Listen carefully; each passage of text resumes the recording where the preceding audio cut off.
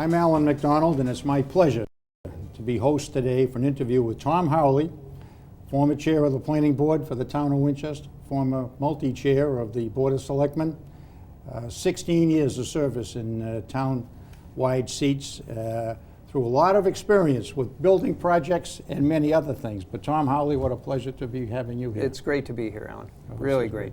Thank you. Well, we wanted a chance, your experience, for those who may be new to the community or need to think back to 1997 when you came on the planning board. Yeah. Replacing the late, great Dan Chain, the Winchester Colonel. That's right.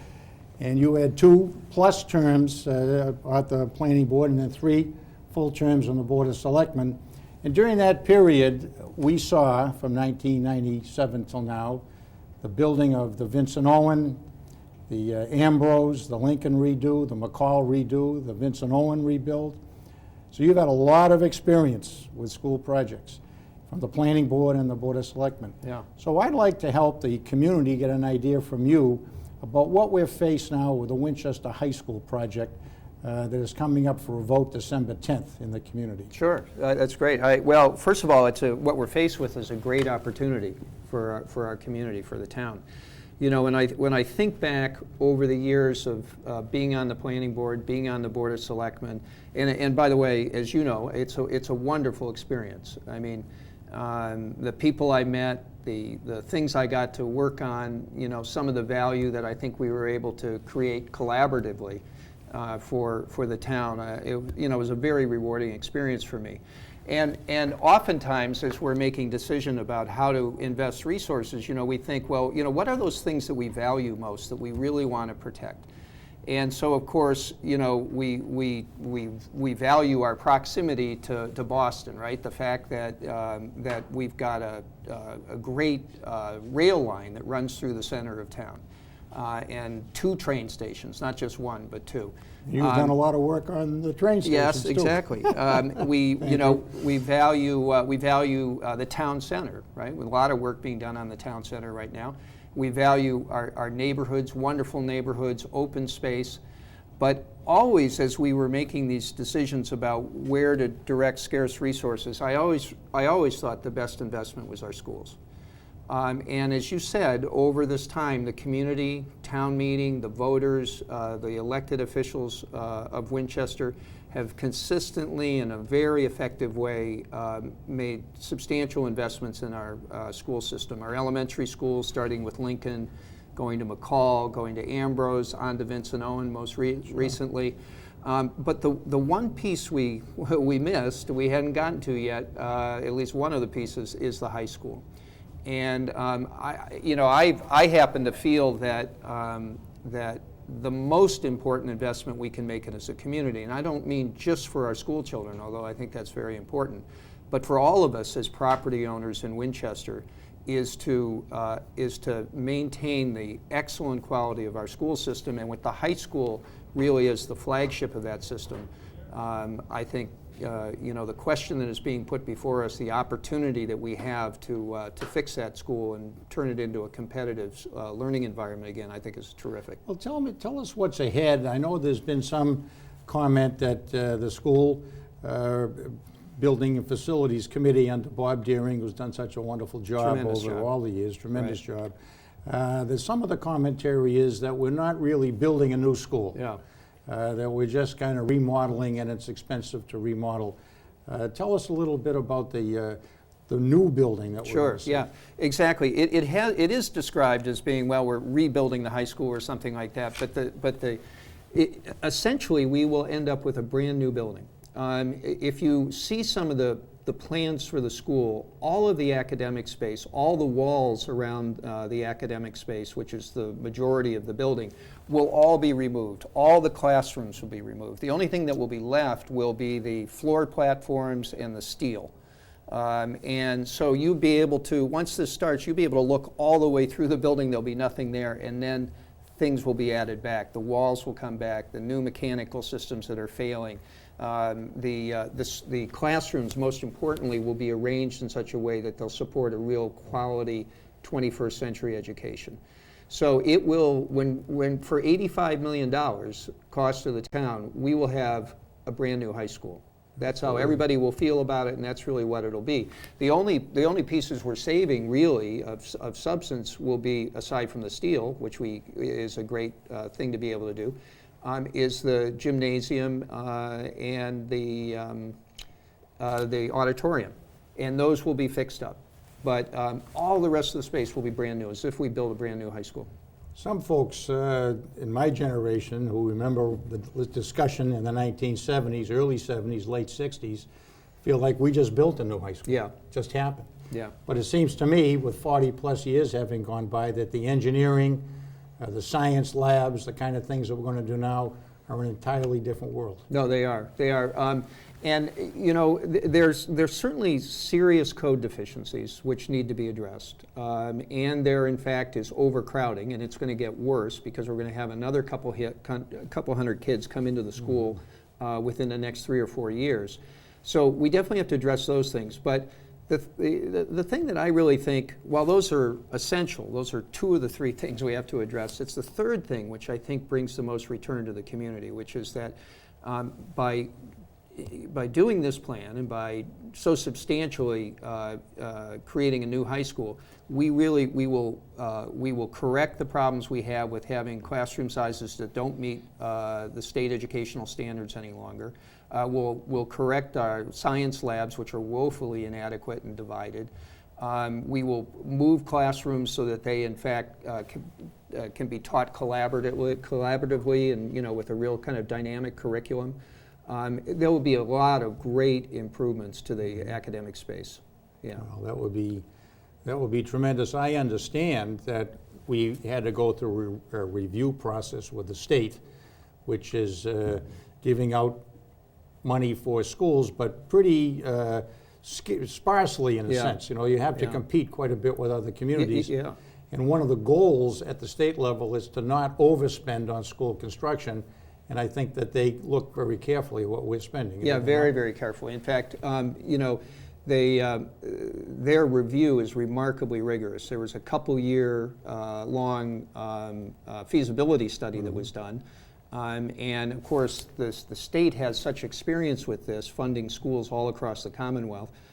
They also have a tremendous backlog of applications for funding. They currently have a backlog of 200 applications. So it's one of the reasons that they are so careful about not overspending.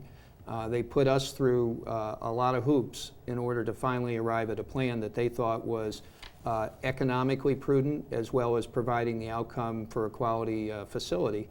And I think we're all well served by their scrutiny. I know I felt very satisfied with it at the end, that this was the smart thing to do. I think it's been very closely looked at by the Board of Selectmen, by the school committee, by town meeting. As I understand it, after tremendous scrutiny, all but 5 votes at town meeting and a unanimous leadership at the front of the hall in favor of going forward. Yes, that's right. Yeah, that was just Monday night. I think it was 153 to 5. So the town meeting has approved the appropriation should the voters decide to approve the vote on December 10th. What I also thought was very meaningful to me was that the Finance Committee, as I understand it, they voted unanimously with one abstention. So all Finance Committee members felt that this was the right investment for the town to be making, and they also are no pushovers when it comes to examining the town's books and keeping us on the right track. That's for sure, and the finances are so important, but it's not, as I look at it, it's not an expenditure of $85 million for the community versus no expenditure. No, it's not. What I understand is that the utility costs that we have for the whole town, 30+% used by the high school, that the heating and air conditioning units are really not functional any longer, that there are so many areas in that building that need to be taken care of, that we're really talking about a similar amount over a period of time for a repair rather than a rebuild. No, that's right. In fact, There's been some pretty good work done on that, because it's a question that everybody wants to, they'd like to know the answer to, and it certainly was something that all of those different groups that have worked on this, the Board of Selectmen, the EFPBC, the state, they all were asking that same question. And in order to address these problems, the deficiencies in the building, the fact that the building envelope is failing, there's moisture coming in, there's poor air quality in the building, they have to keep trying to stay ahead of any mold that starts to appear as a result of that. The utilities are inefficient, the mechanical systems are all past their useful life. All of these problems are not going to go away. We can't ignore them. So once you start to address those, and they will have to be addressed, you fairly quickly get to in the $60 to $70 million range. And once you're there, you're still only dealing, while you're dealing with some of the physical deficiencies that exist right now, the only way you're able to deal with the enrollment problem is through portables, permanent portables, which is not really the way I think we want to go. And then you don't get to that last piece, which is, in the end, you spend $60 and $70 million and you don't end up with a quality educational facility, because we haven't addressed those issues for that price. So to my way of thinking, you spend $85 million, not $70 million to get something that in the end is not what we need, but you spend $85 million. And then you get another $45 million from the state to produce the facility that's going to serve not only our children, but our community for another 40 or 50 years. Well, when you think about the building projects that we've had over the last generation, and they've been substantial, but we have been able, I'll use Town Hall as an example, we had discussed when we debated about the Town Hall, doing some redo, touch-up, which we did have to touch up the bricks around the clock and those kinds of things. Yeah. But we actually went in and took a 100-year-old building and redid the entire floor to ceiling, all of the floors. And we have 25 years gone by now, still have a very strong functioning town hall versus being already back in there now to redo it again if we didn't do it the full way the first time. Exactly. So I do think, this really is a smart investment. I mean, I happen to feel strongly about maintaining the quality school system. I do think that that the connection with, even for people who do not have children in schools, the connection between maintaining that quality, having our community continue to be the place that young families choose to move to. If we somehow sever that connection, then I think the implications longer term for Winchester this is how I feel, are really significant. And I think we start to see, even for people who don't have children in school, we would all experience something we don't like, which is the erosion of our property values and really a loss of a kind of vibrancy in the community. Well, I think you had mentioned, Tom, that there are times, and sometimes there's only one time to really do something the right way, but we've had a lot of opportunity, and the town has supported over the years, really over the last century, the kinds of school projects that were so important. Built Lincoln School, originally a high school, McCall School, originally a high school, the current high school, but in each and every circumstance, a lot of discussion, a lot of debate, pro and con. But in the end, the investment made, and here we are with leading test scores across the state, really in the nation. And here we are in Massachusetts leading the nation in some of the test scores, but Winchester leading the state in those scores. Yeah. And that builds on it generation to generation. It's not That's right. something you switch a yes and a no and an on and an off.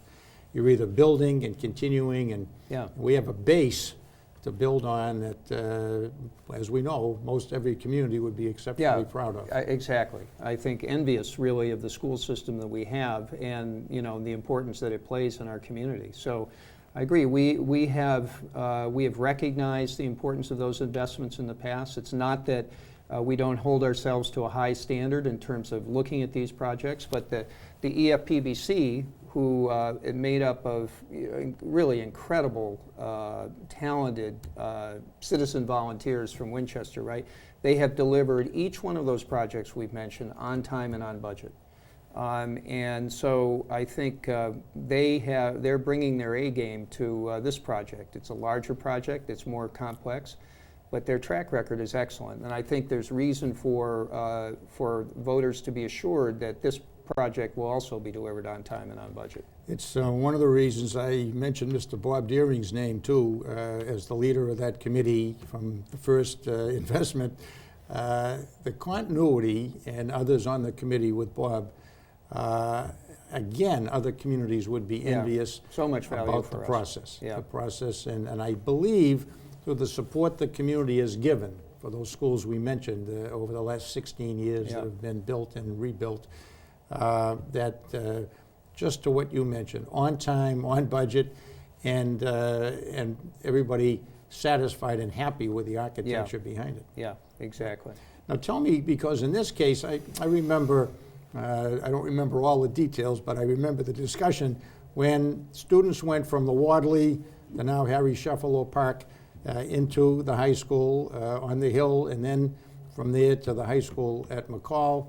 There were double sessions, half days, that kind of thing. But what I understand, this program would go on over 3 years, and it would be not disruptive to the student body. Yeah, it's actually a sort of an ingenious way to do this, which is to phase it. What will happen is that if the vote is approved on December 10th, they'll immediately go forward with the final construction drawings, and the initial construction will actually start next summer. And in the first year, so from summer 14 to the fall of 15, one half of the academic space will be completely made new. And so in the fall of 2015, half of those classrooms will be available to those kids. And rather than going to another school, to the Parkhurst or someplace else, and all that creates in terms of separate facilities and busing back and forth for athletics and band and whatever it happens to be, there will be portables that will be placed, right at the high school. And these are not. I don't know what people think about portables, but these are not, trailers or something like that. These are. I've seen pictures of them. I've heard from people who have, in fact, their kids have used the new portables, and they're actually better than anything that's at the high school right now. They're really. I think kids will actually really want to be in them.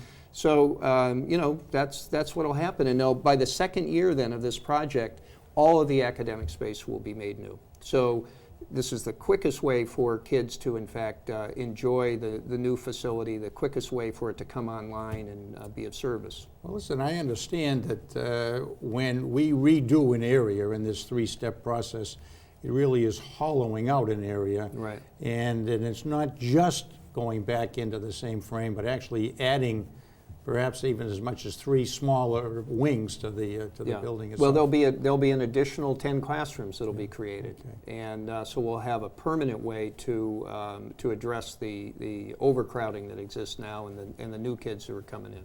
Well, we can see the number of students coming along, so we know that the current building won't handle the number of students. No, these kids are already in the system. That's right, they're in heading the there. system, right? So that's another area we would have to spend to take care of those students, and they won't fit into you can't jam them into what we have right now. And to that point, some people say, well, there are too many kids, or why we always have this growth, and so it is, it's really the lifeblood of our community. And the thing that it would just be terrible if it happened is that if we don't make the investment in the high school, if it continues to deteriorate and be a facility which does not support quality education, if parents who have children in our school system, in our elementary schools, decide to opt out and put their kids in private schools, those who can afford to do that, that will change our community as well. And I think that would be very unfortunate to start to have a group of people who are leaving Winchester when they get to high school and going, to private schools in any numbers. I think would really change kind of the vibrancy and kind of connectedness of our community. I couldn't agree more. And as an old product of Winchester High School, one of the things I always felt of tremendous value was to go to school with the people in this entire community, across the spectrum of the community, still be close friends 50 years later. And that's the fabric of the community. It is Yeah. the fabric. So you're right. We don't want to push students away from the public education, and where we have such a tremendous success record of students, it's not just where they go to college or what they do exactly after high school, but we know they leave here with good life skills as well as academic Right. skills. And that's, as you've already said, Tom, that's a big, big part of this community. No question Absolutely. about it. Absolutely. Well, as we look at what other communities have done in the rebuilding of schools, and it's a major issue as we look at the press as to what's happening in other communities. I don't know any community that has had a stronger look from the selectmen, the school committee, the planning board, and the school building planning committee working together. And you Right. have been at the middle of all of that for the 16 years. I'd just like to get your perspective. You've been just stepped down from the Board of Selectmen this year, and so you've seen through all of this work how well the community works together, which is Right. not the case in every city in No, town. that's right. So, one of the things that was most important to me when I got on the board was that we create, the Board of Selectmen and the Planning Board, that we create a forum in which people could feel safe and welcome to authentically engage each other in conversation and critical thinking, a place where they knew they would be listened to and treated with respect, and where it would foster a collaborative leadership. And I think in large measure, and I don't take credit for this myself, I think in large measure, Winchester, that's what happens here. And I know that the collaboration between not only within the Board of Selectmen, but with the Board of Selectmen, the school committee, the EFPBC, the planning board, it produces the very best results for Winchester. And I think we're very, very lucky because, as you say, there are many places where that's not the case. Too many. Yeah. And we have plenty of debate. In Yeah. fact, a lot of debate. Yeah, we do. We have a lot of different points of view, which we're healthy to have. Yes, yeah. But it seems to me, and this goes all the way back, as far as I can remember, that in the end, it's all about what's best for the town of Winchester. Right. And people pull together in the end Yeah. and make it happen. Yeah. Yeah, and Come that's up with the leadership. best decisions that we can by all listening to each other and pushing on it a bit. And I want the people who are watching this show to know, they probably are, most of them will know, that I'm talking to Mr. Tom Howley, who's the Citizen of the Year for the town of Winchester 2013, and there's a reason for that. And it's a combination of all the things that we're talking about now over the past 16 years. You don't get to be Citizen of the Year because you had one good year. You get to do it because you've been involved in all the things that Yeah. you've been involved in, Tom. Really terrific. Yeah, thank you. And as you see this particular project, I think you and I have talked a little bit about it before, but I know Jason Lewis, our state representative, has said the single most important Yeah. thing for the town of Winchester in this decade.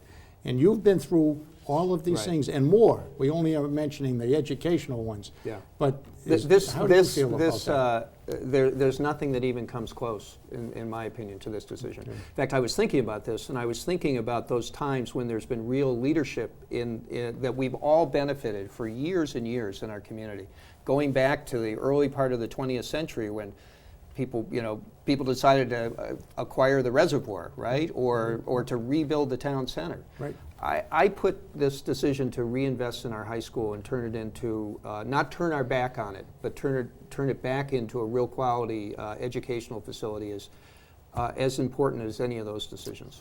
Well, that's very helpful, and you're right. When we've looked back at the things that this community did at the start of the 1900s, that's right, and into the 20s and 30s, investing in so many of the conservation areas in this town, Right. really changing the look of the not just downtown but out into the community with the green spaces and you mentioned the reservoir, but there's been a lot of forward thinking. Yeah. It's not just today that Right. people are thinking conservation on energy and green space. This has been a part of the community right through, and a very careful look. We had one of the first zoning boards of appeal in the entire Commonwealth. Right. There used to be no zoning in the Commonwealth of Right. Massachusetts, and we had one of the first local zoning boards to take a look at how we handle commercial, industrial, residential, and how we build this community out from the downtown area Yeah. here in the 1900s. Smart growth, before anybody knew what smart growth Absolutely the was. case. And a big part of it, and you look back at the history, and I have, and you have, it's been every 25 years or 30-plus years about the school regeneration of the elementary school level. When we get to the 1930s, they were all new elementary schools compared to what they were at 1900. Same way when we get to the 1960s and 70s. And we're going through a cycle that's so important for the high school. Exactly. And it's our turn, but it's not only our turn. It truly is an opportunity, what's being presented. Well, I appreciate the time that you've spent today to help our citizens know what's happening with the Winchester High School redo and the December 10th vote that's coming up, and how important it is that the residents of the town come out and support the Winchester High School funding, because otherwise we'll be sitting here talking about how we're going to repair, not rebuild. Piecemeal, right. Well, Tom Howley, thank you so much for, Thanks, Alan. It's great those to talk with comments, and appreciate all you've done for the town and all you're going to do still, I know. Thanks. Well, thank you. And thank you for watching the show and being with us for the interview with Tom Howley, Citizen of the Year 2013. Thank you.